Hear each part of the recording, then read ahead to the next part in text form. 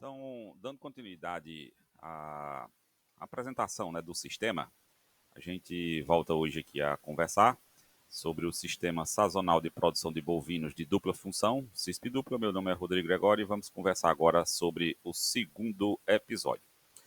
Nesse segundo episódio, a gente vai tentar trazer parte daquilo que a gente chama de fundamentos, né? Então, vamos começar aqui sobre o que seriam esses fundamentos. Basicamente, quando a gente trata de fundamentos, o próprio nome já leva, né, um certo conceito em que ele demonstra aquilo que seria utilizado ainda na origem, né, do pensamento. Então, dentro dessa lógica, a gente pode destacar, e aqui nessa imagem a gente trouxe pontos que foram fundamentais no início da definição dessa ideia, e vamos começar a tratar aqui um pouco mais detalhado para que possa, então, ficar entendido de onde veio aquilo que a gente está apresentando. Tá? Então, o primeiro ponto foi a visita à Fazenda Carnaúba no início dos anos 2000.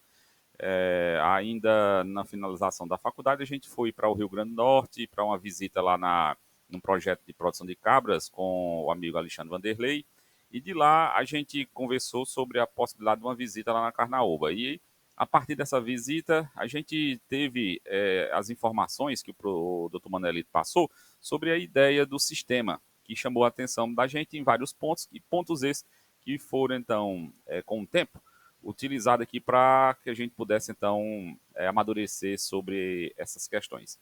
Associado a isso, também, dentro dos conceitos que a gente vinha estudando, né, vinha utilizando, e até como preparativo para que a gente pudesse entrar aqui no mercado de trabalho, especialmente no tempo que a gente foi contratado para a Emater, aqui na região do Baixo Jaguaribe, e a gente foi buscar informações, e um dos que mais destacou para a gente foram as curvas de preços e custos da atividade que a gente ia lidar, mostrando então, segundo os estudos, que havia então uma aproximação histórica entre a curva de preço e curva de custo, de maneira que a margem ela sempre tendia, ou havia uma tendência de redução de margem ao longo do tempo. A partir dessa combinação, e já com o início dos trabalhos aqui na região, a gente pôde se deparar com várias situações. A gente traz aqui um exemplo, né, daquilo que foi dito anteriormente, da materialização daquela condição. Então a gente vê aqui que, no caso, ao longo dos anos, né, 2005 até 2007,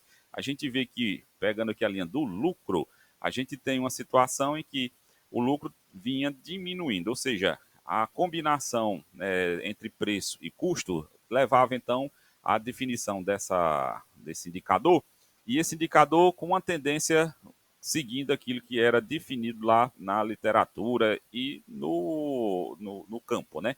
Havendo então essa redução da margem ao longo do tempo. E isso era um dos pontos que confrontava com aquilo que a gente tinha falado inicialmente, e que nos levou então a buscar pensar coisas que pudessem ser possíveis soluções.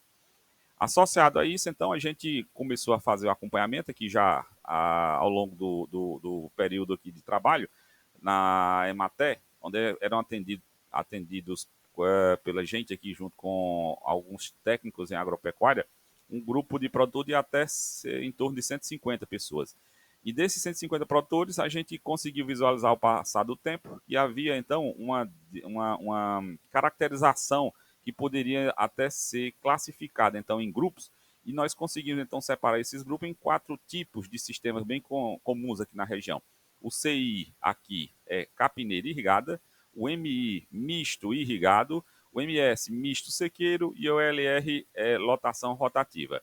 E o porquê que a gente trouxe essa tabela aqui? Para mostrar aqui, ó, sistemas muito diferentes, né? Então a gente tem aqui um capineiro irrigado, ou seja, um produtor que criava os seus animais à base de uma capineira irrigada, cortada e posta no coxo. Há produtores que tinham uma matriz de produção de volumose mais diversificada, irrigada, mas não dependente de um só volumoso, era um misto irrigado. O misto sequeiro, que era aquele produtor de áreas de sequeiro, tá certo? Onde não tinha irrigação e se cultivava aquelas culturas que eram possíveis na sua condição. E lotação rotativa, que era aqueles produtores que já tinham adotado a técnica lá do pastejo irrigado em um manejo de lotação rotativa. Então, para que a gente traz isso? Para mostrar na linha aqui do MBL, que é a margem bruta, né, a gente mostrar que havia, então, a possibilidade de obter resultados similares, mesmo com sistemas tão variados. Por que, então, é importante ver isso? Porque, na realidade, a gente começa a enxergar que o objetivo fim, que seria o lucro, ele pode ser obtido a partir de diferentes possibilidades, ou seja, não existiria um sistema em que fosse mais lucrativo do que outro, tendo em vista que cada sistema deve ser, então, pensado para cada condição de sistema, de propriedade.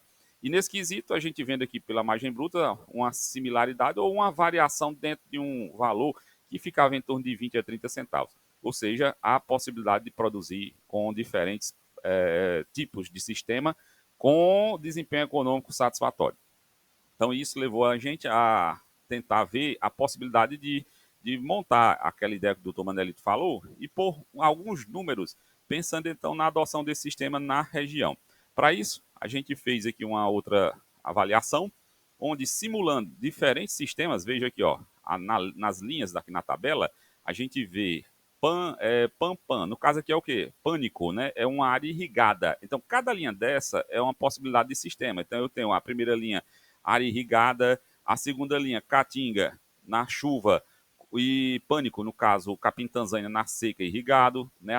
A terceira linha, do mesmo jeito, né? Mudando aqui o período de lactação, ou seja, essa segunda linha, quando você tem lá Caatinga, CAA1 e PAN 3, está dizendo o quê? Que, no caso, a vaca estaria no primeiro terço de lactação, na Caatinga, na época da chuva. E no terceiro terço, ou seja, no final da lactação, na área irrigada no período seco. Então, na terceira linha é o inverso. O animal estaria no final da lactação na Caatinga, na chuva, e no primeiro terço no período seco na área irrigada.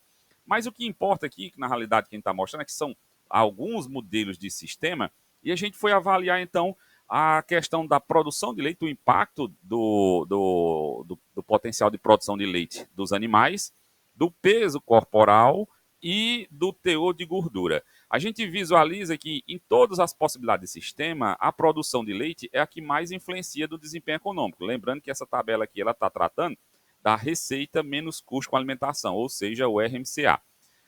Então, independente do modelo, o RMCA ele apresentou uma alta correlação com a produção de leite. Foi o fator que mais influenciou, ou seja, quanto mais a vaca produz leite, maior é a chance de eu obter um maior RMCA. Em segundo lugar, o peso corporal, ou seja, é o fator que vinha na sequência como mais importante aqui do sistema, pensando nesses modelos para a região. Onde o peso corporal ele era muito significativo, né, comparando aqui, claro, a produção de leite em menor proporção, e apresentava uma tendência que eu acho que é o mais importante visualizar, ou seja, negativa. Ó. Somente um sistema, o peso corporal não apresentou correlação aqui significativa, ou seja, quanto maior fosse o peso da vaca, menor é o RMCA dentro dos sistemas aqui avaliados. Ou seja, ó, produzir mais com menor peso da matriz apresentava então aqui como uma melhoria do RMCA do sistema.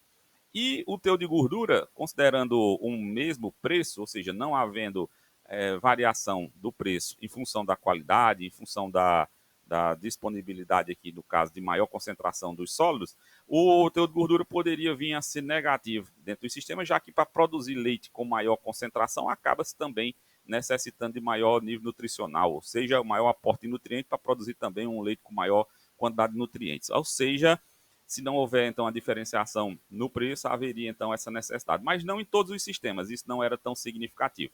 De maneira que aqui a gente tem a raiz do sistema, ou seja, a melhoria da produção de leite associado a um animal de menor porte, pensando, então, na combinação desses dois que maximizaria a produção de leite por hectare. E aqui batendo, então, com aquilo que o doutor Manelito falava lá sobre o tamanho da vaca. Então, seguindo isso, e aqui foram, talvez, assim, as bases mais importantes da ideia, a gente segue agora nos próximos pontos. Então, a partir daí, imaginar então como seria então esse sistema, considerando o animal, o zebuíno, no caso eleito o CIND, especialmente porque o porte já se encaixava com aqueles dados iniciais, e partiu então dessa ideia para conseguir fazer justamente o planejamento desse sistema, que é o que nós vamos ver agora.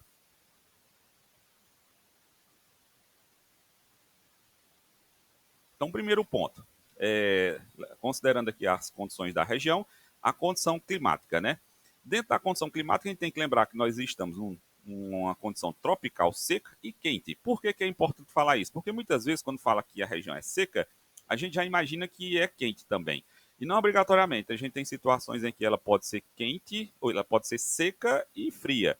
No nosso caso, é seco e quente. Ou seja, quando for pensar nos componentes, os animais e as plantas para cada região, a gente tem que levar em consideração, no caso aqui, que é seco, ou seja, há um déficit hídrico recorrente na condição anual, associado a um outro aspecto que também é fundamental, que é a questão da disponibilidade de energia, do calor, ou seja, o animal e a planta têm que se adaptar àquela situação de seco e quente. É diferente do animal ou de uma planta que possa se adaptar a uma condição de seca e frio.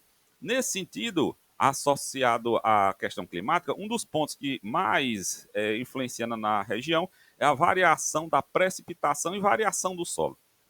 A variação da precipitação, a gente está falando quanto de chuva ocorre ao longo dos anos, ou seja, tem ano que chove mais, tem ano que chove menos, e a variação dentro do ano, meses que chove, meses que não chove. Essa variação automaticamente impõe um regime diferente de oferta de água e também de crescimento vegetal.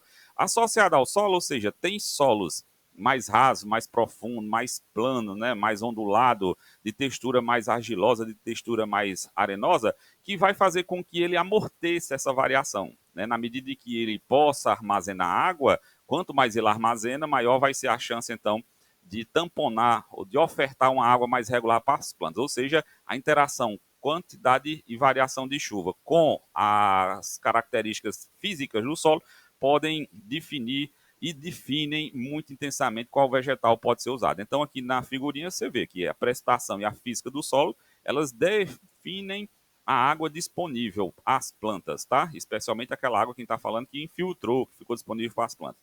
A escolha da espécie vegetal, ela vai ser, então, definida pela disponibilidade de água no solo e da interação com o clima, define a disponibilidade de alimento, né? E essa disponibilidade de alimento vai então, junto com a disponibilidade de água, influenciar no tipo de animal e na quantidade de animais que possam ser estocados, né, criados em uma propriedade. Então, aqui é uma das bases mais importantes do pensamento, porque os elementos devem estar encaixados dentro dessa combinação, que é a base, então, da produção, que seja lá vegetal, seja animal e seja de recurso, porque a partir dessa combinação é que vai ser possível gerar receita superior aos custos, porque produzir se produz, né? A questão é se vai conseguir mais à frente ganhar o velho lucro, né? Então, na sequência, a gente já fala da parte econômica, ou seja, um dos aspectos que precisa ser lembrado é que o produtor ele é tomador de preço, ou seja, ele não define o seu preço de compra nem seu preço de venda, ele vai ao mercado saber, perguntar qual é o preço que está sendo pago para aquele produto que ele se propõe a produzir e qual é também ou quais são os preços dos insumos que ele vai usar para a sua produção. A partir dessa combinação, ele vai poder observar se tem a expectativa de lucro ou não. Então veja que o lucro, no caso, o resultado, ele é dependente da relação preço do seu produto de venda e do custo de produção. Não há como a gente trabalhar de maneira dissociada falando somente de um aspecto. Eu tenho que avaliar sempre a combinação dos dois. Muitas vezes eu posso ter um custo baixo, mas também um preço muito baixo e eu não ter lucro. Né? Da mesma forma, o contrário. Eu posso ter um custo alto, mas o preço na região também é alto e eu consigo ter lucro. Então, essa relação deve ser bem entendida e deve ser sempre observada a questão do resultado final do sistema e nunca também somente aspectos pontuais e parciais.